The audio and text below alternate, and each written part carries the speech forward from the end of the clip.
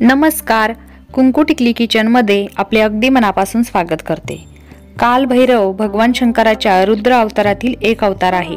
त्यामुळेच कालाष्टमी देखील शिवभक्त आनंदाने साजरी करत असतात। प्रत्येक महिन्याच्या कृष्ण पक्षातील अष्टमी तिथीला कालाष्टमी येत असते। या महिन्यातील 5 डिसेंबर रोजी कालाष्टमी असणार आहे। तसेच या दिवशी काल भैरव जयंती देखील साजरी करण्यात येईल। तर कालाष्टमीचे काय महत्त्व आहे याविषयी थोडक्यात पाहूयात। तर धार्मिक मान्यतेनुसार कालाष्टमीच्या दिवशी भगवान भैरव यांचे व्रत आणि पूजन केले जाते। असे म्हणतात की काल भैरवांच्या पूजा आराधनाने साधकाला सर्व प्रकारच्या भयापासून मुक्ती मिळत असते, सोबतच रोगांपासून देखील मुक्ती मिळते। भगवान भैरव आपल्या भक्तांचे नेहमी संरक्षण करतात। त्यांच्या उपासनेने नकारात्मक शक्ती देखील नष्ट होण्यास मदत मिळत असते। तर या वर्षीची काल भैरव जयंती तिथी काय आहे याविषयी थोडक्यात पाहूयात। तर यंदा काल भैरव जयंती मंगळवार दिनांक 5 डिसेंबर रोजी असणार आहे। या दिवशी काल भैरव जयंतीच्या तिथीची सुरुवात सोमवारी 4 डिसेंबर रोजी रात्री 9:59 सुरू होईल आणि 5 डिसेंबर रोजी रात्री 12:37 ती समाप्त होईल।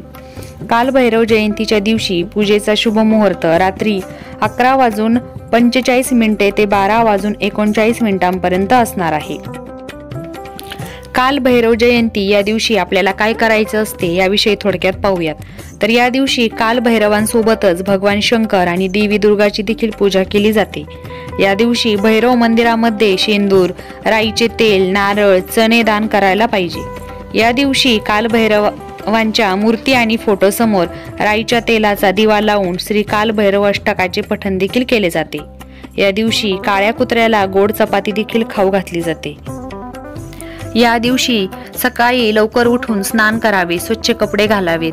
या दिवशी तुम्ही काळ्या रंगाचे कपडे घालू शकता। आपल्या मनात काल भैरवनाथाचे ध्यान करताना गंगाजलाने व्रत करण्याची प्रतिज्ञा देखील केली जाते। नंतर काल भैरवाच्या मूर्तीसमोर अगरबत्ती, दिवा लावला जातो। दही, बेलपत्र, पंचामृत, धोत्र्याचं फूल किंवा इतर दुसरे फुले इत्यादी अर्पण देखील केले जातात। विधीनुसार पूजा करताना काल भैरवाच्या मंत्राचा जप देखील करत राहा। शेवटी आरती करून आशीर्वाद देखील घ्यावा। संध्याकाळची पूजा आणि आरती केल्यानंतरच फळांचे सेवन करावे। दुसऱ्या दिवशी उपवास सोडून गरजूंना दक्षिणा दान करावी। काल भैरव हे भगवान शिवाचे उग्र रूप मानले जाते। जो कोणी भक्त कालाष्टमीच्या दिवशी काल भैरवाची विधीनुसार पूजा करतो त्याची सर्व पापे, संकटे, दुःख, वेदना दूर होतात। या दिवशी उपवास आणि भक्तिभावाने पूजा केल्याने भगवान शंकराची कृपा आपल्यावर राहते। भगवान महादेवाने का धारण केले होते काल भैरवाचे रूप याविषयी एक पौराणिक कथा आहे, ती देखील आपण आता पाहणार आहोत। ब्रह्मा आणि विष्णू यांच्यात ब्रह्मांडाच्या सर्वोच्च तत्वाबद्दल एकदा वाद झाला। दोघेही स्वतःला परमतत्व म्हणू लागले, म्हणून निर्णयाचा अधिकार महर्षींच्या हाती देण्यात आला। परस्पर चर्चा आणि वैदिक शास्त्रानंतर त्यांनी ठरवले की सर्वोच्च तत्व एक अव्यक्त अस्तित्व आहे, त्याचा एक भाग दोन्हींमध्ये आहे। भगवान विष्णूंनी हे मान्य केले, पण ब्रह्मा यासाठी तयार नव्हते आणि त्यांनी स्वतःला सर्वोच्च घोषित करून विश्वाचा नियंत्रक म्हणून घेतले।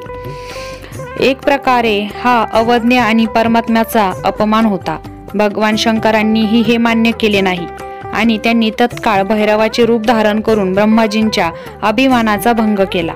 त्या दिवशी मार्गशीर्ष महिन्याची कृष्ण अष्टमी होती। तेव्हापासून या दिवशी भैरव जयंती साजरी केली जाऊ लागली। काल भैरव हे मंत्रतंत्राची देवता आहे, त्यामुळे या दिवशी मंत्र सिद्ध केले जातात।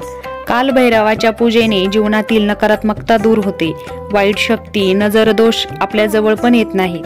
त्याचप्रमाणे ग्रह दोष, पीडा, आजार, शत्रुपीडा इत्यादी सर्व संकटांपासून काल भैरव आपल्याला रक्षण करतात। काल भैरव हा शंकराचा अवतार असून काल भैरव, काल भैरवनाथ, भैरव, बहिरीनाथ अशी त्यांची अनेक नावे आहेत। भैरव हा देवीच्या शक्तिपीठाचा रक्षक आहे, त्यामुळे सर्व शक्तिपीठांच्या ठिकाणी भैरवाचं स्थान असतं। त्यांचं वाहन शिवान म्हणजेच कुत्रा आहे। त्यांच्या हातामध्ये खटवांग त्रिशूळ आहे, ते रुद्र म्हणजेच शिवाचा अवतार आहेत। काल भैरवनाथ हे कठोर शिस्तीचे दैवत आहे। त्यांना खोटं नाटं अजिबात चालत नाही, मात्र आपल्या भक्तांवर ते नेहमी कृपा करतात। देवी या दिवशी कालभैरव अष्टकाचे 11 पाठ अवश्य करावेत। 11 न जमले तर 1 पाठ कमीत कमी मनापासून करावा। त्यानंतर ओम कालभैरवाय नमः या मंत्राचा देखील तुम्ही जप करू शकता। तेही नाही जमलं तर ओम नमः शिवाय या मंत्राचा जप करावा। त्यानंतर महामृत्युंजय मंत्र ओम त्र्यंबकम यजामहे सुगंधिं पुष्टिवर्धनम उर्वारुकमिव बंधनात मृत्योर्मोक्षीयमामृतम या महामृत्युंजय मंत्राचा देखील तुम्ही शक्य होईल तितका पाठ करू शकता। त्याचप्रमाणे या दिवशी भैरवनाथाचा संकटनाशक अतिशय प्रभावी असा मंत्र आहे, त्याचा देखील तुम्ही जप करू शकता। तर तो मंत्र आहे ओम होम शम गम गम शमखम महाकाल भैरवाय नमः।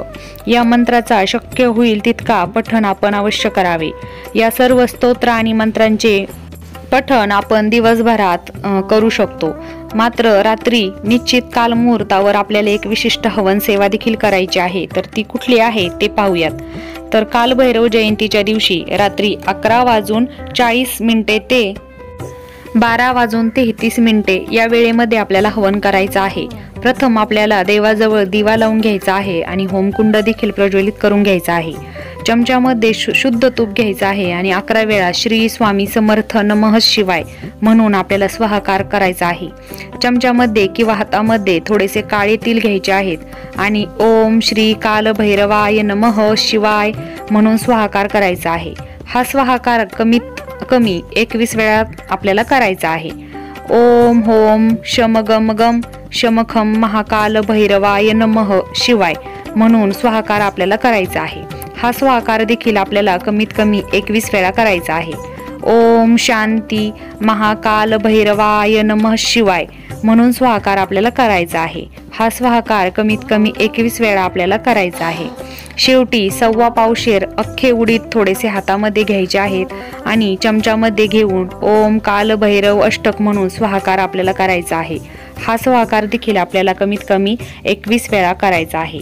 तर या हवनाचे काय महत्त्व आहे हे पाहूयात। तर कालभैरवनाथ हे दृष्ट प्रवृत्तींना कठोर शासन करण्यासाठीच अवतरले होते। त्यामुळे कालभैरवनाथांची अशा पद्धतीने सेवा केल्याने आपली जर एखाद्या व्यवहारात फसवणूक झाली असेल, आपल्या घरी चोरी झाली असेल किंवा आपल्या घरी चोरी होऊ नये, एखाद्याकडे आपले पैसे अडकले असतील, नोकरी व्यवसायाच्या ठिकाणी कोणी आपल्याला मुद्दामून त्रास देत असेल, अशा सर्व प्रकारच्या अडचणींवर निराकरण म्हणून आपल्याला या सेवा या दिवशी करायच्या आहेत।